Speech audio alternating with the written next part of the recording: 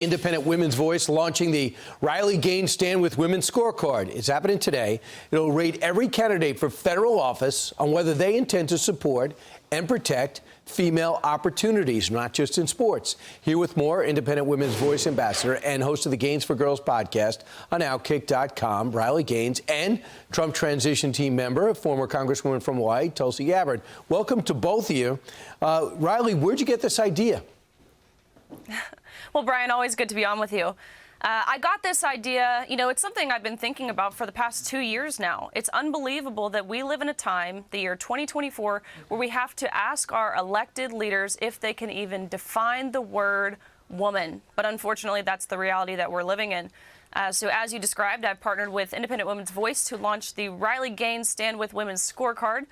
As you said, it merely just scores incumbents and those who are candidates running for federal office on if they stand with women. We score this on how they have historically voted on the Protection of Women and Girls in Sports Act, the Title IX Congressional Review Act, for example. Those, again, who are running if they have vowed to sign the Stand With Women commitment. Really simple stuff, nothing complicated. National polling consistently shows that over 70% of Americans agree that on the women's sports issue, for example, that men don't belong in women's sports. So why is there such a stark contrast on Capitol Hill? Right. You have candidates that have signed the Stand With Women commitment publicly. Then you have congressional criteria for congressmen and women and one for Senate, too. Tulsi, as a transition team member and a key surrogate for the Trump team, how do you guys view this? I mean, this is an essential piece of information that voters need to have before they start heading to the polls. We know early voting has already begun, and I think there's a lot of Democrats who don't want voters to know that they don't, in fact, stand with women, no matter how much they say they do. They brush off this issue as though, oh, this only affects a couple of people. It's not that serious. You shouldn't pay attention to it.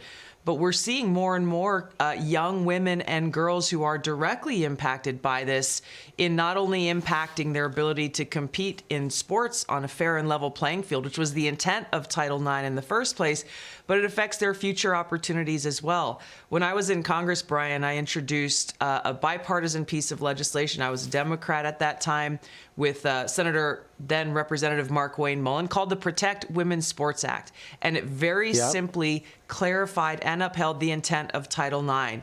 I was excoriated by Democrats for doing that. This is the kind of thing that voters need to know that Kamala Harris and the Democrats of today stand for against women and girls. All right, Riley, is it frustrating for you that this has not come up on the debate stage? Has it not come up in a conversation? The vice president has not been asked. Is it okay for you for boys to play in girls' sports? Is it okay with you not to tell your parents if you want to transition? Is it okay that you are, in some states, they don't ask you what if your kid changed pronouns? Beyond frustrating, Brian. But I think Tulsi hit the nail on the head. What we have seen from Democratic leadership is they desperately want to run from this issue. They know this is not a winning issue. They know this issue does not pull in their favor, and they know their voting record. For example, Senator Jon Tester in Montana, who has voted against protecting women and girls in sports. Yep. To me, that doesn't represent Montana values. And if that base knew that, and of course, this is a candidate who offered to pay female collegiate athletes for their endorsement. If Montana knew that, I believe they would be appalled. He knows that. I know that. The American public knows that. And Tulsi, you would think there's only one issue that women care about, and that's abortion, right? Yeah. That's what Democrats want people to believe. But when we look at the issues that concern not only women, but the fathers of young girls, the mothers of young girls, people who are directly being impacted by this, what to speak of the broader issue here, Brian, which really is that the Democrats are rejecting the existence of something that is objectively and biologically, scientifically true. Right. It just exposes their insanity of their positions on so many different issues.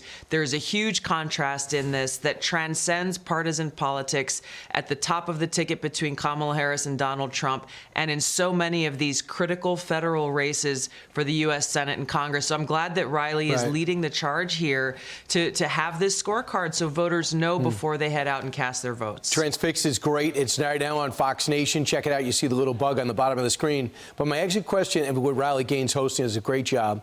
But, Congresswoman, I got to ask you, have you spoke to the Trump team about, should they win, I know you're a transition team, that you'd serve in the cabinet if asked? That we are all very, very focused on winning this election, getting out and reaching and speaking the truth about Kamala Harris's record and Donald Trump's record to voters. That will be an important task that will come after Election Day. All right. That's not a no. That means that you'd be relatively open to it, right? Yes. Gotcha. Hey, by the way, visit RileyGainesScorecard.com for more. Thanks to both of you in the morning. It's great to see you both. Thanks, Brian.